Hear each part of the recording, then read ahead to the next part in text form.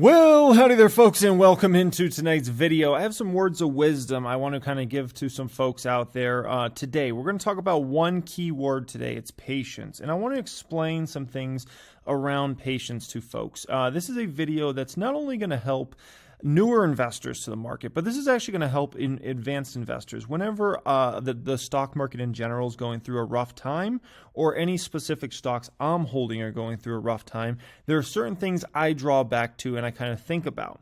And one of them is around patience. So I want to share this with you guys here tonight, exactly what I mean, because there's two different ways to actually think about patience when it comes to stock market. I kind of want to explain that. So I hope you guys enjoy this. All I ask is that you smash that like button. That's it. And appreciate you being here, okay? This, I don't know if Warren Buffett actually said this, but this I just love. And this doesn't really have to do with the patience stuff we're talking about tonight, but I did love this. The New York Stock Exchange is the only store in the world where consumers sell stuff when it goes on sale. I just appreciated that. That's just good stuff, okay? So patience, if we look up the definition of patience as far as what Google gives us, okay, the capacity to accept or tolerate delay, trouble, or suffering without getting angry or upset. Patience. I have two small children, 3 years old, 6 years old, and I think anybody that's a parent out there understands patience is not easiest when dealing with kids, right? And unfortunately, for a lot of adults, it's still an issue. Patience. Adults sometimes are a little better than kids as far as learning patience, but man, I got to tell you, especially when it comes to stocks and the financial markets, patience is troubling sometimes, okay? So what I pulled up here is I actually pulled up a long-term chart of Tesla stock. And I want to talk about Tesla stock in a couple terms of patience here and kind of how to think about patience in regards to stock market. So back in 2013, in a 4-month span, Tesla shares fell quite dramatically. They fell from $38 plus a share to $27 in a matter of just a few months, like literally about 4 months that happened. Now, back then, I remember looking into Tesla. Tesla was not the Tesla you see before yourself today. I can tell you that much. This was pre-Model 3. This was pre-self-driving, any self-driving capabilities. This was, their battery packs were not very advanced at all back then compared to where they're at today. The technology is not advanced. They didn't even have Model X back then. And never mind Model 3, Model Y, Cybertruck, none of that, okay? Not even, I don't even know if there was a dream of that back then. They had a Model S that they were trying to make a few cars of, essentially, and this was where Tesla was at that stage. Now, on that drop, you could have said, I'm going all in Tesla right now, right? Obviously, would not have been a very wise decision. There were a ton of stocks to make a ton of money in over that time. And to just say, then you were going all in, I looked at Tesla's valuation. This is where valuation gets to be really, really important. I remember looking at Tesla's valuation back then. It just wasn't a deal, okay? And needless to say, Tesla did almost nothing as a stock for about 6 years.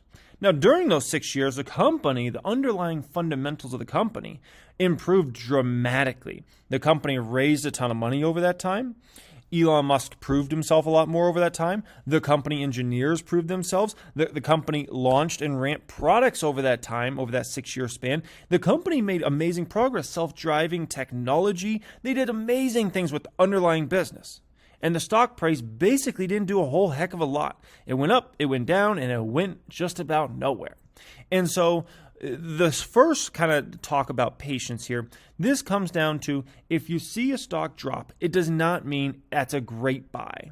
Just flat out. If the valuation lines up and you're looking at the company for where you think net income is going to be in 3 years and revenue and those sorts of things, if you're looking on any type of forward P basis or even a price to sales metric type basis, and you're looking and the stock looks like a deal, then it is a deal, right? If you run the valuations and where you think that business is going over the next let's say 3-5 years, it makes sense to buy, right? But I can tell you that was not the stage that Tesla was at back then. So to just throw money in it, not the best decision back then, all right? So moral of that story is you can't just go crazy right off the bat when a stock initially drops. You got to make sure the valuation's right? Now, the second part of patience is actually when I got in the stock. So when I got in the stock, it was mostly in 2019. And the company was at a very, very different stage at that time. They were ramping Model 3.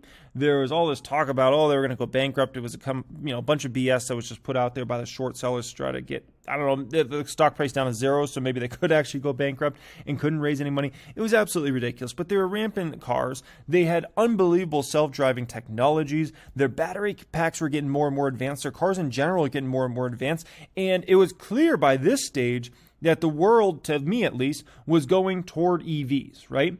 I mean, by this time, you start having more and more big auto manufacturers saying, hey, we're actually going to take this EV stuff serious. We're investing $10 billion over the next blah, blah, blah years, right? 2013, 2014, it was not like that. Now it was. Meanwhile, the stock had done nothing. It was even downtrending. And so when I looked at this, when I got in it, the stock went down. I didn't say, the stock's going down, so now I got to sell out of this. I was patient with this baby. And you want to know what I actually did the whole time while it was going down throughout pretty much 2019? Was I bought more and more and more shares of the stock as it went down. This is the public account alone. The public account alone, I averaged down on Tesla 8 times back then, okay? Now, back then, I didn't have nearly as much money as today, so the positions were smaller. Also, when it came to Tesla, I didn't go as big as I should have went in regards to Tesla. Back then, I could have definitely been buying in the $5,000 to $10,000 range per time, and most of the buys were anywhere from $2,000 to right here was the peak, a $5,700 buy all at the same time, right? And I looked at this and I'm like, the stock keeps going down. The company fundamentals are amazing. The valuation for where I think this company is going over time is the stock was very, very undervalued, right? And so just in this account alone, I averaged down 8 times from where I first bought. I thought it was a good deal at $54.59. I thought I'm getting a good deal on the stock. I think I'm going to get some great appreciation over the next 5-10 years, right? And it just went down and down and down. All the way to here, $37.70. Those were the lowest there, right? 8 times I was patient and I took advantage of the deals and I didn't trip off of the short-term stuff. And did I take a lot of flack in the short term being on YouTube talking about Tesla stock? Absolutely. People saying Tesla was going to go bankrupt. People saying Tesla stock was garbage stock. People telling me quit talk about Tesla. No one cares about Tesla, blah, blah, blah. Well, there were some people that stuck it through. And, the rest is history. 8 times in just this account I bought after the stock just kept going down and down and down. Patience, okay? Now, I want to give you an example of a stock I was not patient enough on, and that's Elf Beauty. So Elf Beauty, I still hold 1,000 shares of this stock, and we're up 310% on this stock. But the truth is, I got too impatient around Elf Beauty, cosmetics company. This was a company that was doing an amazing turnaround, and I was all for it, and I was so excited about it, and I, ran all the numbers, and I'm like, oh my gosh, the stock is so undervalued, blah, blah, blah. And the stock did nothing but go up and up and up, pretty much from almost exactly after I invested in it till, the rest is history, right? And I sold and I sold and I sold and I sold, and I was so impatient. And if you run the numbers on a lot of these shares, the majority of these shares, if not all of them, were sold under $20 a share. I took way too much in profits way too soon. And all these shares that I sold were all short-term gains, which means I had to pay my actual tax rate. So I don't know what I was paying in 2019 tax year. Maybe I paid 30-something%. So I had to pay 30-something% on all these gains just to the federal government, right, for those gains. And so this is a good example of a stock that I believed a lot in. Everything worked out, but I got way too impatient in terms of, I just was looking at it too short-term of a perspective, and I'm like, it's gone up a lot. Let me take profits. And I look at all these profits I took over those, months. Look at the date sold, all the way from basically May 20th of 2019 all the way till, November 12th, 2019. All those profits take it. And for what? I should have, stayed patient with that one, right? And I didn't. And all the stock's done has been a more and more of a beast over time. And I could have just been patient with it. Could have ended up taking longer term gains or just holding those dang shares, okay? So I just was not patient enough with Elf Beauty.